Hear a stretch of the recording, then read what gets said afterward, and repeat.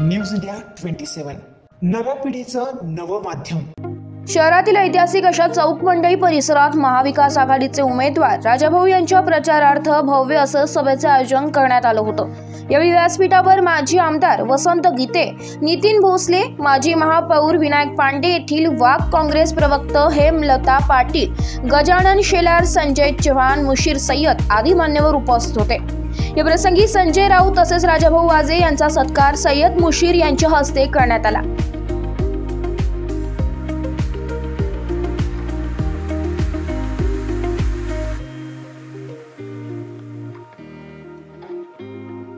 या प्रसंगी उपस्थित मान्यवरांनी महायुतीवर जोरदार हल्ला चढवत आपले मनोगत व्यक्त केले। या सत्ताधाऱ्यांना जर धडा शिकवायचा असेल, यांना जर थांबवायचं असेल तर आपल्याला मतदानाला त्या दिवशी लवकरात लवकर बाहेर पडून मतदान करावं लागणार आहे। हे पहिलं कर्तव्य आपलं असणार आहे। कोणाची वाट न बघता, कोण येईल हे न सांगता या निवडणुकीमध्ये वेगळं आहे। ही निवडणूक फार वेगळी निवडणूक आहे आणि म्हणून आपला मतदानाचा हक्क बजावण्यासाठी सकाळीच लवकर आपण बाहेर पडून मतदान करा। या ठिकाणी आपण बघितलेत गेली 5-7 महिन्यापूर्वी, वर्षापूर्वी संपूर्ण नाशिक मध्ये 2-3 मोर्चे निघाले, हिंदू आक्रोश मोर्चे। समाजामध्ये तेढ निर्माण करायची, हिंदू आक्रोश मोर्चे काढायचे। पण ते मोर्चे कशासाठी? कोणता हिंदू धोक्यात आहे, कोणता मुसलमान धोक्यात आहे? जनतेचं मन, जनतेचं या सगळ्या गोष्टीकडून लक्ष दुसरीकडे न्यायचं। कोण तो एक शेळा चारणारा चव्हाणके, तो नारायण राणेचा 1.5 फुटाचा तो पोरगा, तो तिकडनं येतो, तिकडं बॉम्बा मारतो। तुमचा संबंध काय इथं? या नाशिक मध्ये आम्ही गुण्यागोविंदांनी राहतो। तुमचा बाप हिंदू पंतप्रधान आहे, तुमचा गृहमंत्री तुमचा चुलता हिंदू, इथं मुख्यमंत्री हिंदू, गृहमंत्री हिंदू, तरी हिंदू धोक्यात कसे काय, मुसलमान धोक्यात कसे काय? हा काय सगळा प्रकार आहे? आणि त्यांनी त्याच पद्धतीने राजकारण पुढे आणलं की निवडणुका डोळ्यासमोर ठेवून हिंदू मुसलमानामध्ये दंगली घडवायच्या आणि त्याच्यावर आपल्या राजकीय पोळ्या भाजवायच्या। आज सुद्धा पंतप्रधानाच्या तोंडून या ठिकाणी ते निघतंय, ते बाहेर पडतंय। अगर ये हालत बदलना होगी तो तुमको, हमको, सबको आगे बढ़ना पड़ेगा। ये माहौल में वाजे साहब उम्मीदवार नहीं है, उम्मीदवार तुम हम है। सामने बैठे ले, ऊपर बैठे ले, सब लोग उम्मीदवार है। और ये उम्मीदवार लोगों को आखिरी के दिन इन्हें 20 तारीख को 3 नंबर का बटन दबाने का है।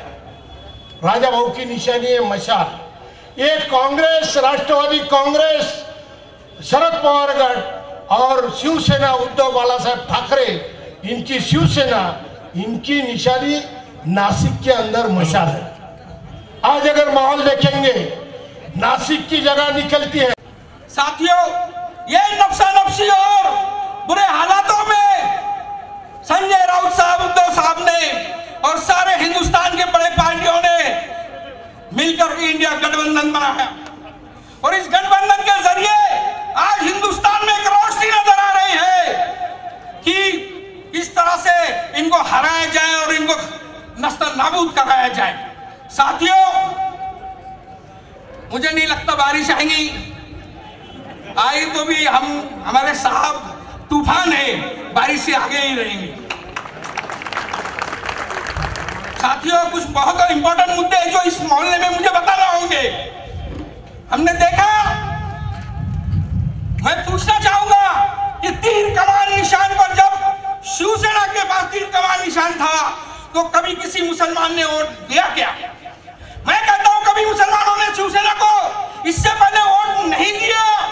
लेकिन जब उद्धव साहब मुख्यमंत्री बने, एक सेकुलर माइंडेड, एक समझदार मुख्यमंत्री जब इस महाराष्ट्र में बैठा और पालघर का मुद्दा आया, पालघर का मुद्दा जब आया, उस वक्त उद्धव साहब मुख्यमंत्री थे। पालघर में 2 साथियों की हत्या हो गई। अमित शाह से लेकर बहुत सारे ऐसे संगठनों ने मुसलमानों का इसमें हाथ बताने की कोशिश की, लेकिन एक सेकुलर, एक समझदार और जेंटलमैन मुख्यमंत्री इस प्रदेश पे मुख्यमंत्री बन के बैठा हुआ था। 2 घंटे में मुख्यमंत्री उद्धव साहब ने ये बता दिया कि इस मामले में कोई संबंध नहीं है मुस्लिमों का।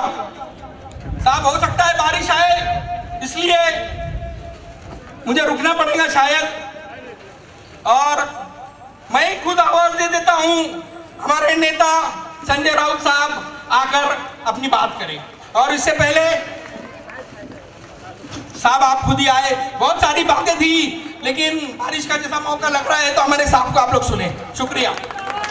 यावेळी बोलताना राऊत म्हणाले, देशात आणि राज्यात सध्या परिवर्तनाची नंदी असून नाशिककरांनी या बदलाला साथ द्यावी असे आवाहन त्यांनी केले।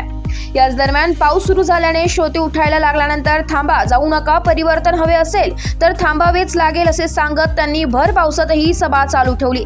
केंद्राबरोबरच राज ठाकरे यांच्यावरही जोरदार टीका केली आहे।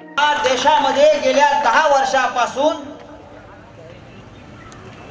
नरेंद्र मोदी जेव्हापासून पंतप्रधान झाले तेव्हापासून या देशामधल्या महिलांची मंगळसूत्र रोज धोक्यात आलेली आहे। नोटबंदी, नरेंद्र मोदीने नोटबंदी केली, हजारो महिलांनी आपली मंगळसूत्र गहाण ठेवून घर चालवले। नरेंद्र मोदींनी लॉकडाऊन केलं 2 वर्ष, अनेक महिलांनी आपलं मंगळसूत्र गहाण ठेवलं आणि आपलं घर चालवलं। आजही शिक्षणासाठी, मुलांच्या आरोग्यासाठी अनेक महिला आपलं मंगळसूत्र गहाण ठेवत आहेत।